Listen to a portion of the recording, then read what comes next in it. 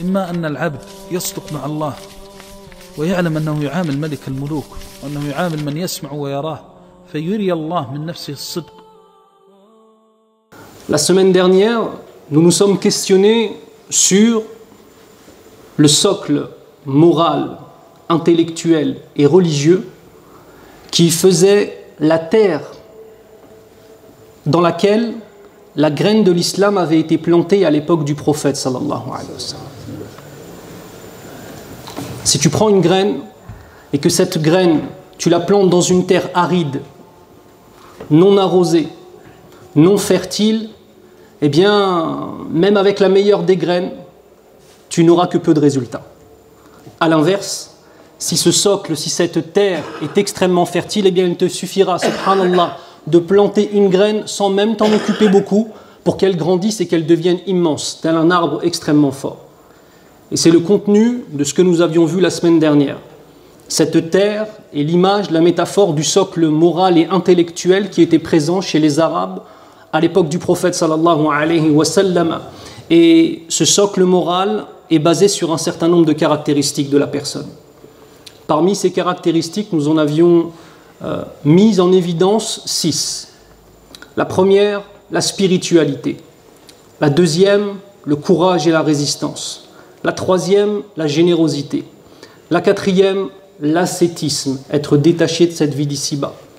La cinquième, le fait de respecter le serment et d'être quelqu'un de confiance dans les dépôts qu'on nous fait. Et la sixième, le fait de respecter les liens de parenté. Comme je vous l'avais dit, nous allons voir au fur et à mesure de ces quelques khotab que nous allons faire ensemble, incha'Allah, chacune de ces caractéristiques. Bien évidemment, la khutbah ne permet pas de rentrer dans le détail, ce ne sont que des introductions. Et nous prendrons 2 caractéristiques par khutbah, incha'Allah ta'ala. فنبدأ بكلام الإمام مالك رحمه الله إمام دار الهجرة. إذ قال الإمام مالك وهذا مروي بشيخ الإسلام ابن تيمية رحمه الله في مجموع الفتاوى قال الإمام مالك لن يصلح آخر هذه الأمة إلا ما أصلح أولها. Et nous allons commencer avec une parole de l'imam Malik rahimahullah qui est rapportée par Cheikh l'Islam ibn Taymiyyah rahimahullah, en tout cas non pas rapportée mais mentionnée dans son Majmou' al-Fatawa, qui nous dit dans le sens: rien ne pourra jamais améliorer l'état des derniers de cette communauté. Dernier, non pas dans le sens de la valeur, mais dernier dans le sens historique, temporel.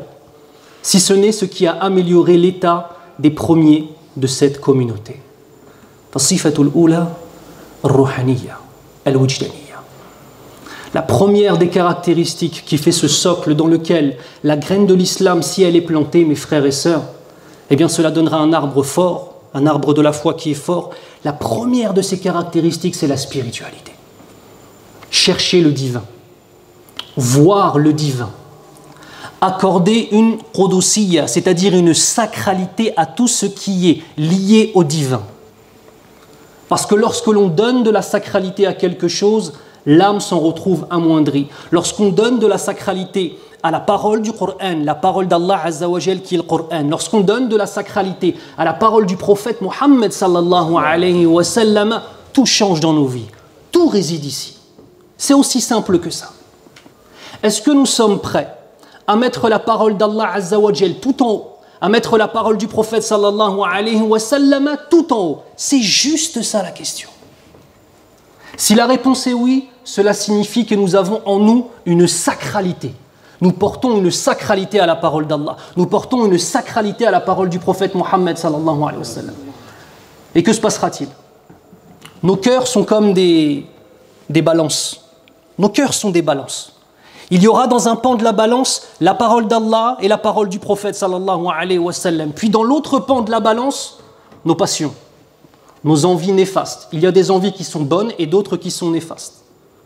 Nos ambitions démesurées, notre amour pour l'argent, notre amour invétéré, Allahumma hfadna, pour les femmes en dehors du mariage, ila akhirihi. C'est juste une question de balance. Si on donne la sacralité au Coran et à la Sunna, la balance sera toujours plus lourde d'un côté que de l'autre. C'est aussi simple que cela. Nous allons essayer de nous rappeler un certain nombre de bases qui sont très importantes pour comprendre qui nous sommes. Il faut, pour pouvoir comprendre comment nous allons obéir à Allah Azza wa Jal, ou pour pouvoir comprendre pourquoi est-ce que parfois, ma'al asaf al-shadid, nous tous, à nos heures les plus sombres, aux heures les plus sombres de notre existence, nous avons tendance à désobéir à notre Seigneur, il faut apprendre à se connaître. Je ne vais pas vous parler ici de psychologie, je vais vous parler de ceux qui composent notre être.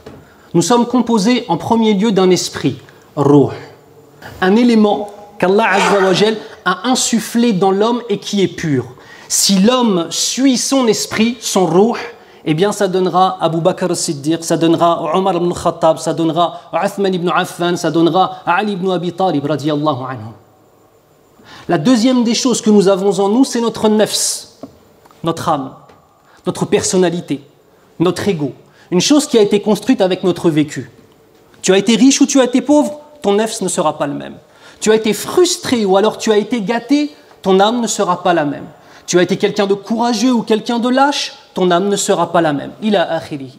Cette chose-là, quand on parle de la purification de l'âme, de la même façon que tout à l'heure c'était très simple, ici aussi c'est très simple. La purification de l'âme, c'est de prendre son âme et tenter de la faire ressembler à son ruh, à son esprit, qui est sur la fitra, la croyance instinctive en Allah Azza wa Jal. Et c'est ça qu'on appelle tazkiyatun nafs, la purification de l'âme. C'est aussi simple que cela. La troisième des choses que nous avons en nous, c'est Al-Malik, le roi qu'on a en nous, qui est notre cœur, le qalb. Le cœur va simplement choisir. Il va simplement choisir entre l'âme et l'esprit. Et c'est une des raisons pour lesquelles le prophète sallallahu alayhi wa sallam kana yaqul ya muqallib al-qulub thabbit qalbi ala dinik. Le prophète sallallahu alayhi wa sallam lui-même avait l'habitude de faire une invocation: ô toi celui qui retourne les cœurs, fais que mon cœur soit constant sur ton dîn.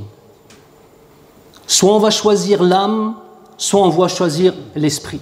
Et la meilleure des choses, c'est quand l'âme ressemble à l'esprit. Peu importe lequel des deux nous choisirons, nous serons dans l'obéissance à Allah. Et la dernière des choses, tout simplement, c'est le corps. C'est la chose la moins importante. Il faut y faire attention, bien évidemment, mais spirituellement parlant, c'est une des choses les moins importantes. نحن على الفطرة. يقول الله عز وجل بسم الله الرحمن الرحيم وإذ أخذ ربك من بني آدم من ظهورهم ذريتهم وأشهدهم على أنفسهم ألست بربكم قالوا بلى شهدنا أن تقولوا يوم القيامة إنا كنا عن هذا غافلين. Allah Azza wa Jal nous explique dans le Coran al-Karim la tenue d'un jour qui s'appelle Yawma alastu bi rabbikum, le jour où Allah Azza wa Jal nous a dit: ne suis-je donc pas votre Seigneur? C'est un jour durant lequel Allah Azza wa Jal a pris toute la descendance de Adam alayhi salam, les a tous réunis et leur a dit: ne suis-je pas votre Seigneur? Et toutes les âmes, la tienne, la mienne, y compris les âmes des pires créatures sur cette terre, ont répondu: Bala, shahidna. Si bien évidemment nous attestons que tu es notre Seigneur. Vous voyez ça? C'est un serment que l'on a passé avec notre Seigneur et c'est ce qu'on appelle la fitra, la croyance instinctive. Et c'est la raison pour laquelle dans toutes les civilisations du monde, même les plus égarées, tu verras cette fibre religieuse qui ressort. Parce que la personne est simplement en train de revenir à l'origine.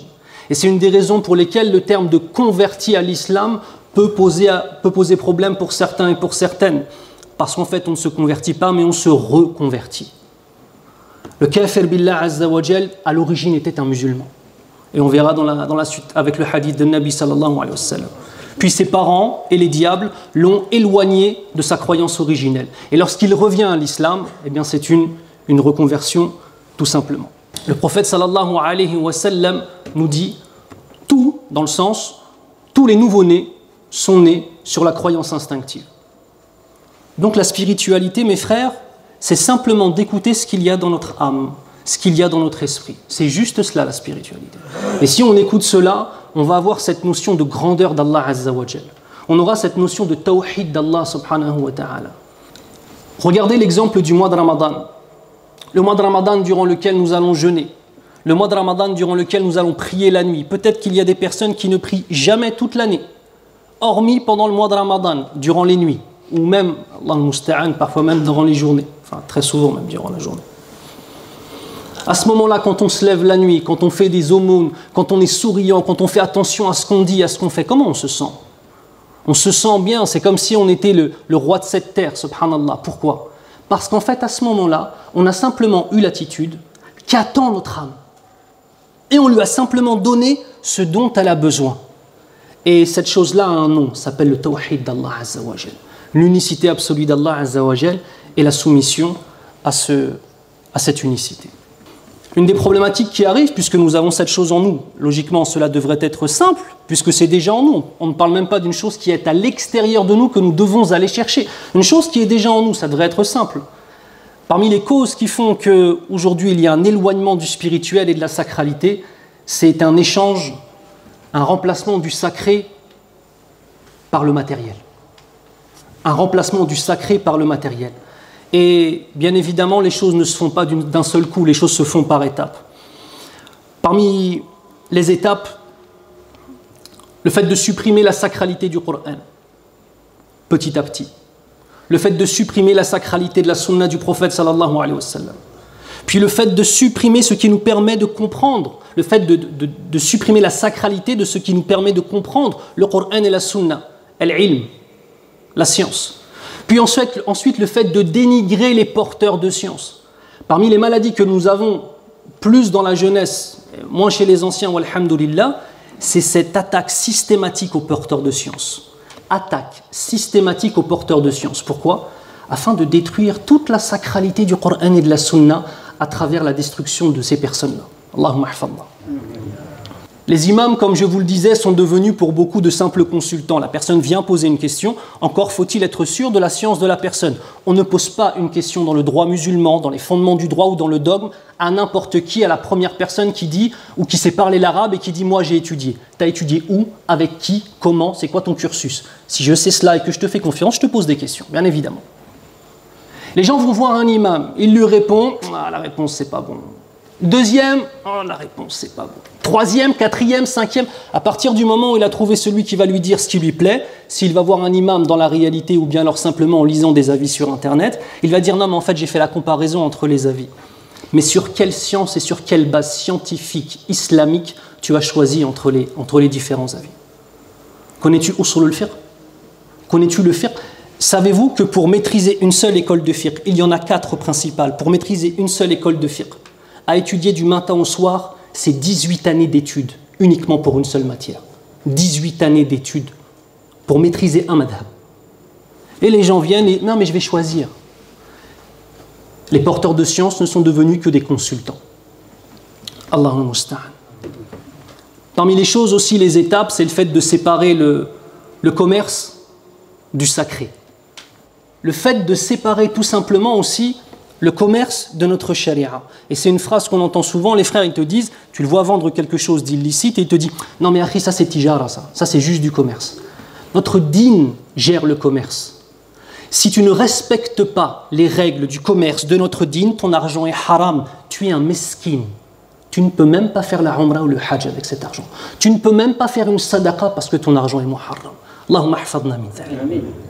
Le fait de vouloir séparer la religion de toutes les choses qui nous concernent tous les jours, telles que le commerce, l'achat, la vente, fait partie des grandes ruses du diable. Pourquoi ? Cela a finalement isolé l'islam dans la sphère personnelle. Chez moi, je fais ma salat. Par contre, dans le travail, il n'y a pas d'islam. Allahumma musta'an. Umur hadida. Allahumma musta'an. Donc, création de nouvelles divinités. Si la désacralisation d'Allah Azza wa Jal, du Coran, de la science, aussi des porteurs de science vis-à-vis de ce qu'ils peuvent donner, si on réduit l'islam simplement à faire la prosternation durant 5 prières par jour, qu'est-ce qui nous reste ? Il faut inventer des nouvelles divinités, mes frères. La richesse, la notoriété, la performance. Certains même ont fait des diplômes, une nouvelle divinité en dehors d'Allah subhanahu wa ta'ala. Allahumma musta'an. Mais Allah Azza wa Jal nous parle de cela. Il nous dit, Bismillah ar-Rahman ar-Rahim, In hiya illa asma'un sammaytumuha antum wa aba'ukum ma anzala Allahu biha min sultan in yattabi'una illa adh-dhann wa ma tahwa al-anfus wa laqad ja'ahum min rabbihim al-huda. Allah Azza wa Jal nous dit dans le sens du verset, ce ne sont que des noms que vous avez inventés. Ces fausses divinités qui sont créées en dehors d'Allah Azza wa Jal, qui vont diriger la vie des uns et des autres, parce qu'une ilah, le terme ilah, signifie celui qu'on aime plus que tout. Et la séparation de cette divinité provoque en nous le désespoir. Certains ont mis la richesse comme étant une divinité en dehors d'Allah. D'autres la notoriété comme une divinité en dehors d'Allah Azza wa Jal. D'autres la reconnaissance professionnelle comme une divinité en dehors d'Allah. Je ne suis pas en train de vous dire qu'il faut être pauvre. Non, je ne suis pas en train de vous dire ça. Je vous parle de degrés. Et à partir du moment où on s'est créé de fausses divinités comme celle-là, ce ne sont que des noms que nous avons donnés. Allah Azza wa Jal nous dit dans le sens, ce ne sont que des noms que vous avez inventés, vous et vos ancêtres. Allah n'a fait descendre aucune preuve à leur sujet. Ils ne suivent que la conjecture et les passions de leurs âmes, alors que la guidée est venue de leur Seigneur. بارك الله لي ولكم في القرآن الكريم ونفعني الله وإياكم بما فيه من الآية والذكر الحكيم أقول قولي هذا واستغفر الله لي ولكم وهو الغفور الرحيم استغفر الله استغفر الله استغفر الله أعوذ بالله من الشيطان الرجيم بسم الله الرحمن الرحيم والصلاة والسلام على أشرف الأنبياء والمرسلين نبينا محمد وعلى آله وأصحابه أجمعين وأشهد أن لا إله إلا الله وحده لا شريك له وأشهد أن محمدا عبده ورسوله صلى الله عليه وسلم. الصفة الثانية الشجاعة. La deuxième des caractéristiques, le courage et la notion de résistance. والشجاعة ضد الجبن. Et de façon très simple, le courage est exactement l'inverse et l'opposé de la lâcheté. فهل الخوف موجود في قلوب الشجاع؟ الجواب نعم. في قلوب الشجاع الخوف موجود ولكن حب الله أثقال في ميزان قلوبهم. On va se poser une question. Est-ce que la peur est présente dans le cœur des courageux? La réponse est positive, bien évidemment. Il y a de la peur. Celui qui vous dit qu'il n'a peur de rien, c'est un ignorant qui n'a jamais rencontré une véritable situation de peur. La peur est présente, le stress est présent. Les scénarios possibles de choses qu'on pourrait subir sont présents.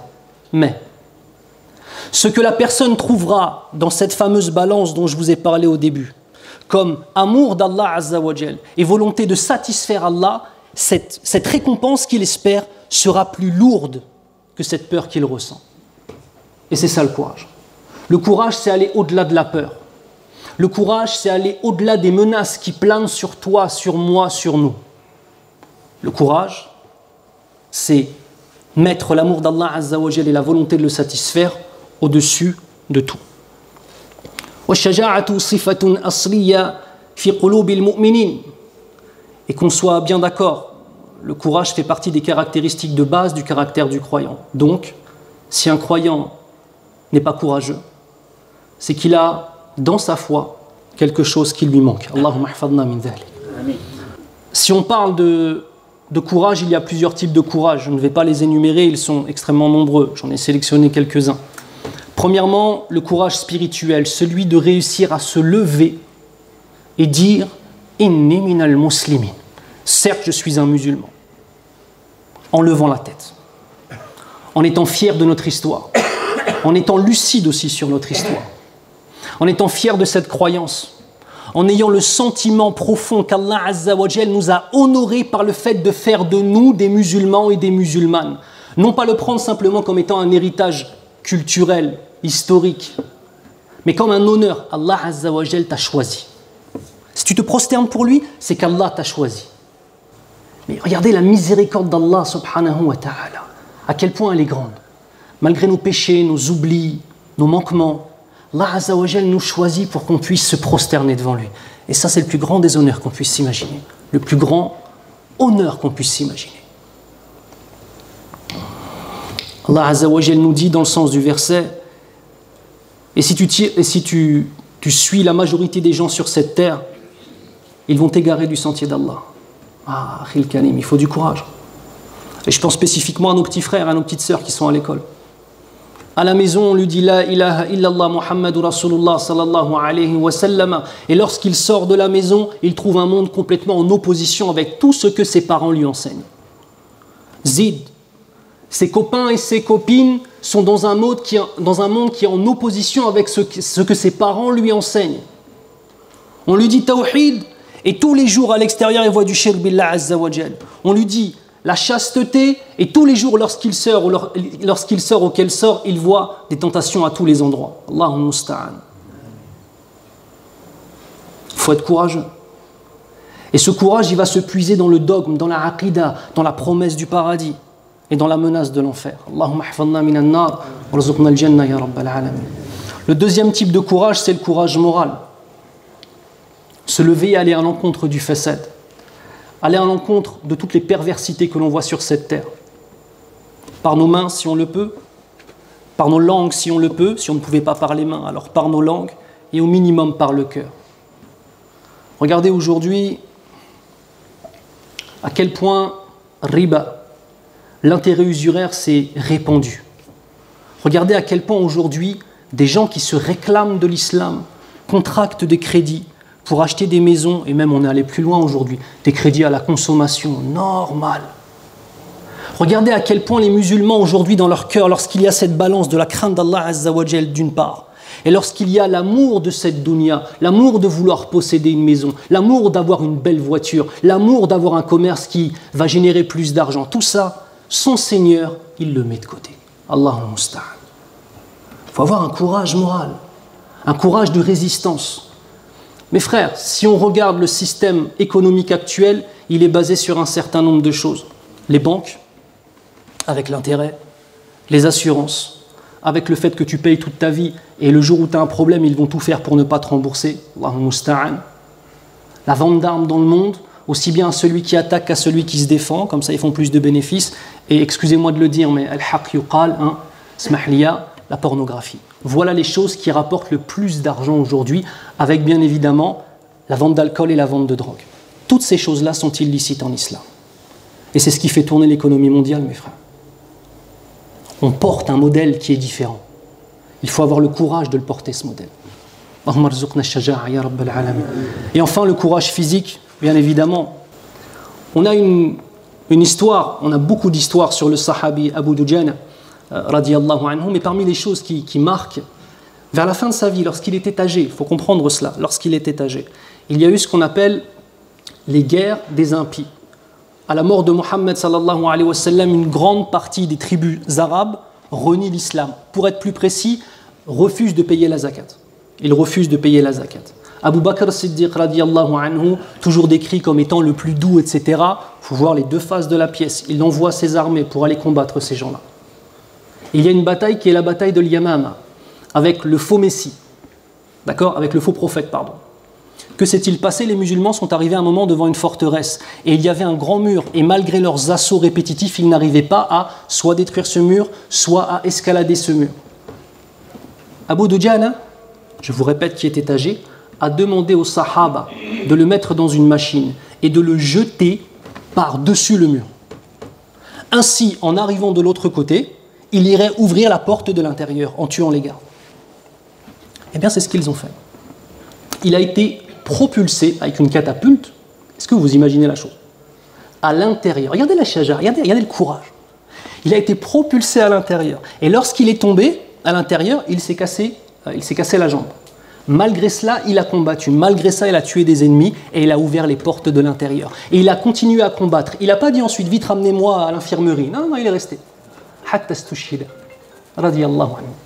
Jusqu'à temps qu'il tombe en martyr. Ça aussi, bien évidemment, cela fait partie des grandes caractéristiques de Shaja.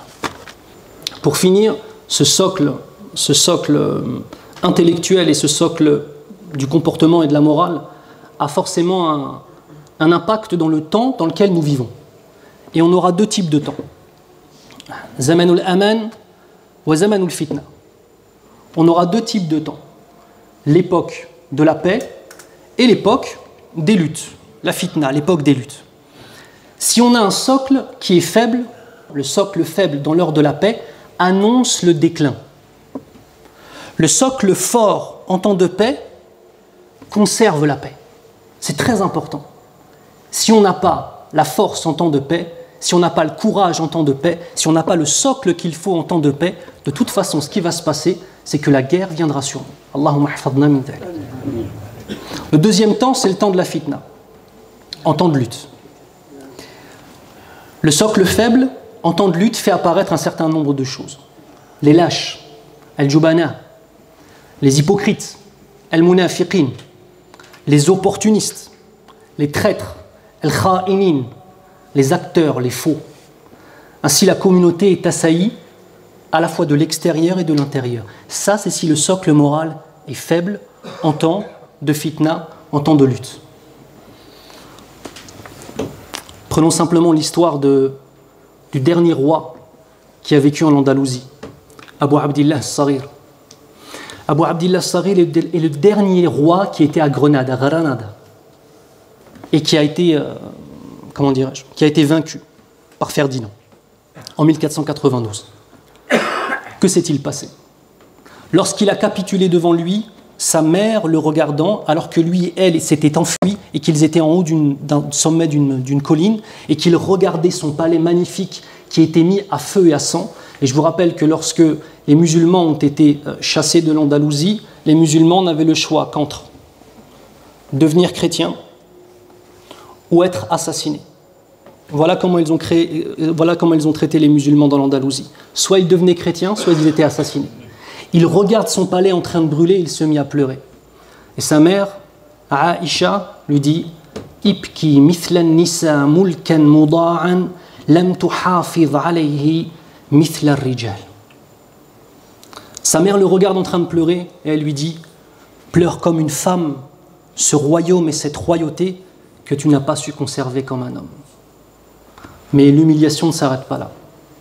Sa fille est capturée. Elle est baptisée, appelée Isabelle. Le roi Ferdinand la prend comme étant une de ses maîtresses, non pas une de ses femmes, mais une de ses maîtresses. Il lui donne un enfant. Enfin, il lui fait un enfant. Cet enfant s'appelle, j'ai noté le nom, Miguel, je ne sais plus quoi, qui est devenu un chevalier qui avait pour rôle de protéger Grenade. Regardez, subhanallah. Et ensuite, il l'a rejetée, cette femme-là. Et écoutez bien, cette musulmane à l'origine, elle a fini comment? Comme étant une nonne. Isabelle la nonne. Allah al-Musta'an. La fille d'un dirigeant musulman qui finit ainsi. En temps de lutte, le socle faible donne des choses comme ça. Alors qu'en temps de lutte, le socle fort donne la renaissance, incha'Allah ta'ala. فنسأل الله سبحانه وتعالى أن يحفظنا من الفتن ونسأل الله سبحانه وتعالى أن يرفع قدرنا يا رب العالمين إلى درجة العليا من الشجاعة والروحانية. Demande à Allah subhanahu wa ta'ala de nous préserver des tentations et des dissensions et qu'il élève notre rang, Inch'Allah, au plus haut degré du courage et de la spiritualité. إن الله وملائكته يصلون على النبي يا أيها الذين آمنوا صلوا عليه وسلموا تسليما وقال النبي صلى الله عليه وسلم من صلى علي الصلاة صلى الله عليه بها عشرة اللهم صل على محمد وعلى آل محمد كما صليت على إبراهيم وعلى آل إبراهيم وبارك على محمد وعلى آل محمد كما باركت على إبراهيم وعلى آل إبراهيم في العالمين إنك حميد مجيد اللهم أعز الإسلام والمسلمين وأذل الشرك والمشركين اللهم احفظنا جميعا من الشرك وثبت قلوبنا على التوحيد. Demande à Allah de nous préserver de toute forme de polythéisme et de rendre nos cœurs constants sur l'unicité absolue d'Allah Azza wa Jal. اللهم احفظنا من كل فتن ومن الجبن يا رب العالمين وارزقنا بالشجاعة يا الله. Demande à Allah de nous préserver des dissensions et de nous accorder le courage et de nous préserver de la lâcheté ya رب العالمين.